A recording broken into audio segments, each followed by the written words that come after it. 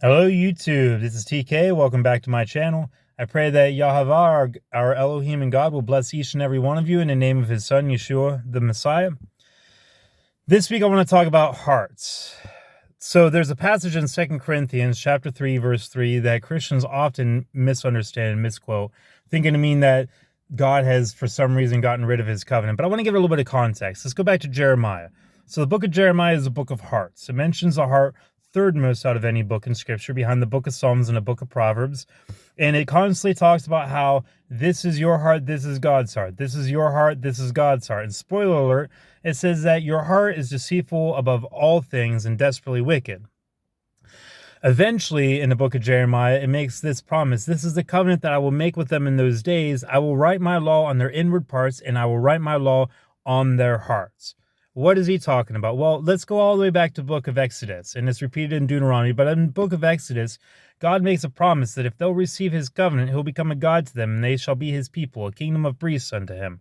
And so he comes down in a cloud, declares his covenant, the 10 Commandments, and the people rejected it out of fear. And he said to Moses, no, don't let God speak to us lest we die. Rather, you become a priest for us. And so they demanded a Levitical priesthood.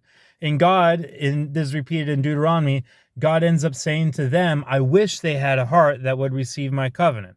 So instead of writing his covenant on our hearts, he instead writes it on 2 tables of stone that reflects the stony hearts that the Israelites had that rejected his covenant.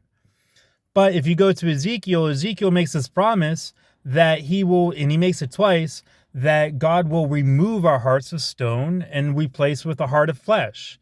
And so whenever you compare all those different cross references, the promise is that when he makes that new covenant, he's going to remove the heart of stone, give us a heart of flesh, and write his covenant on our hearts. And that is what Paul is referring to whenever he says that you are a letter written by us, not on tables of stone, but on the heart. He's not saying table and stone bad, 10 Commandments bad, go rape your mother, defraud your neighbor because God doesn't love righteousness anymore. No, what he's saying is that the covenant is no longer written in stone because it's written on our hearts. It's not done away with. It's put in a new place. It's written on our hearts. And so prayerfully meditate this. Like always, I want to put the references in the comments. That way you can go do some of your own research. I highly recommend reading the verses for yourself. Don't take my word for it. And I pray each and every one of you will be blessed by this. I pray that YHVH, our Elohim and God, will bless each and every one of you in the name of Yeshua, our Messiah. And like always, I love you all. Like, subscribe, and stay tuned for some more. Y'all bless.